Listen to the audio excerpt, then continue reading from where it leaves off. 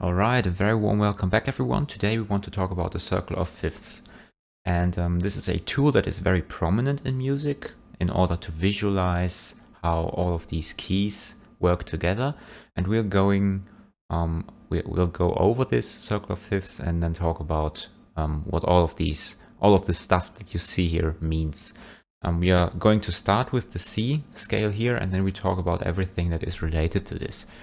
So in general, it is in general you see that you have a major scale on the upper part of this circle, and then you have the minor scales in this circle. We'll talk about minor scales later on, but now we'll focus on a major scale. And if you watch closely, you see that you have the F and the G for the C major scale in here, which is basically, when we talked about the intervals, the F would be the fourth and the G would be the fifth, right? And now you can also see why this is called circle of fifths, because you are basically walking fifths clockwise up the keyboard and fifths down the keyboard if you go counterclockwise. So basically this G is also called a dominant in C major, right? And the F is called subdominant in C major because it is the dominant that is below C. So basically the fifth that is below the C, and the G would be the fifth that is above C, right? So we want to start with all of these sharp signs, and what you notice is if you go one of these fifth steps clockwise, so to the G in this case, you add one of these sharps. And in this case, this would be the F sharp. This is the line. We've not talked about notes and scales and how you can read sheet music, but this would be the line for the F sharp, or for the F rather, and then you have the sharp sign, which as a general sign will then make all of these Fs to F sharp in the song you are talking about, right? And if you have the C major scale, we had the C, the D, the E, F, G, A, and the B. And for the G, you would then change the F to F sharp. So you would basically have G, A, B, C, D, E, F sharp, because you would have the whole step there, and the G, right? And if you then go another dominant, so another fifth from the G upwards, you get to the D, which is the F sharp and the C sharp. Then you would have A, which is F sharp, C sharp, and G sharp. Then you have E, which is, or E major in this case, of course, which is F sharp, C sharp, G sharp, and D sharp. Then you have the B major scale, which is F sharp, C sharp, G sharp, D sharp, and A sharp. And you see that we have two different scales here. We'll talk about those if we go on the counterclockwise in this circle. And then you have finally the F sharp scale, which is F sharp, C sharp, G sharp, D sharp, A sharp, and E sharp. And if you notice, this E sharp would basically be the enharmonic F, right? So in this case, it does not hold anymore that you only have signs that raise or signs that would introduce a raise that is then on the black notes, but you also have the raise that is then introduced on the white notes. So this is not the general scheme does not hold anymore, right? And if you go on the other side, so now the dominance downwards, you get, instead of the sharp signs, you get the flat signs, and they are introduced as follows. So you have the F sharp, not F sharp, the F major scale first, which introduces the B. Then you have the B flat major scale, which is basically because you have to go a fifth down from F and you have to stick to the F major scale, and therefore you introduce a B flat if you go like a fifth downwards of F, which is the B, and so the B flat in this case, I call this B because I'm German. So this is of course the B flat.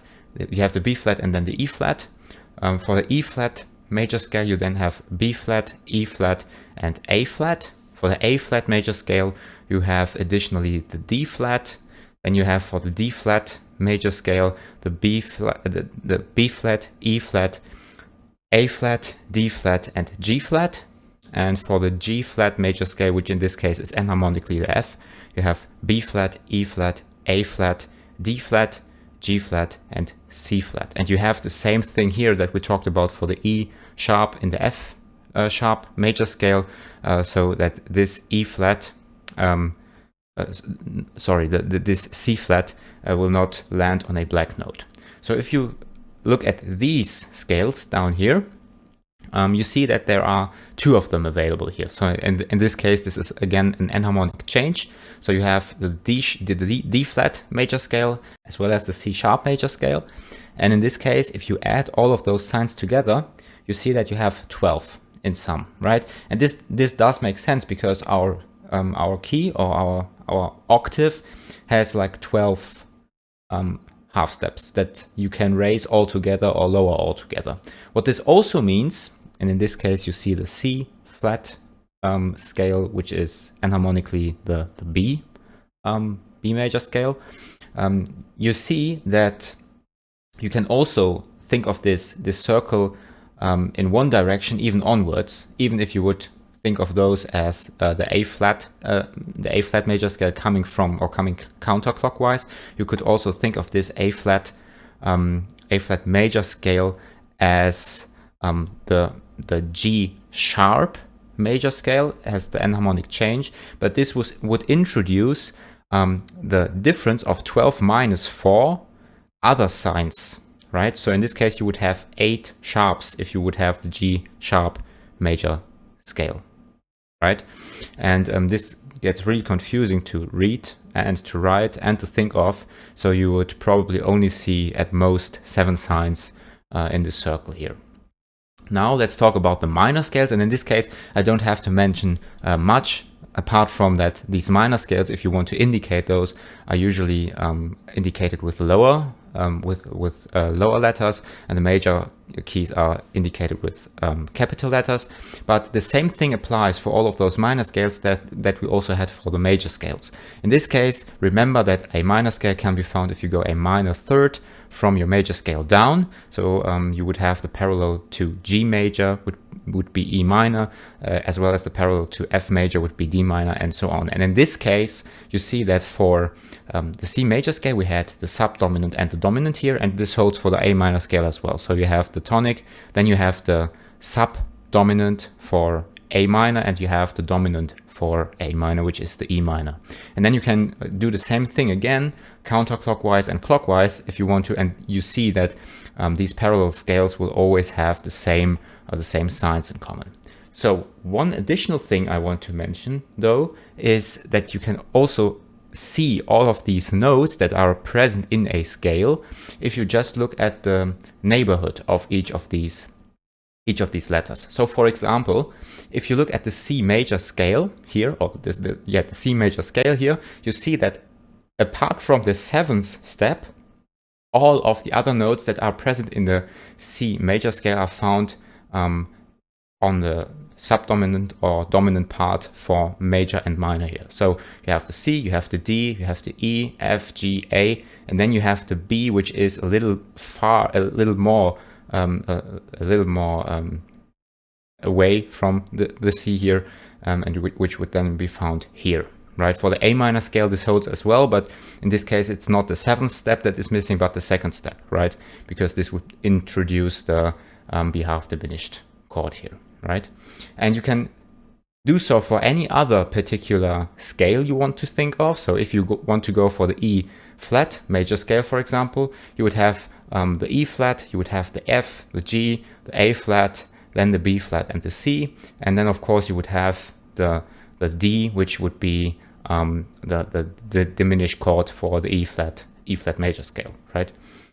And this is one way you can think of the circle of fifth, and you can also glue, or the important thing to notice here is that things that are very close together in the circle of fifths will sound very well together, and things that are more far away will probably not sound that good, but there are techniques to make them sound good.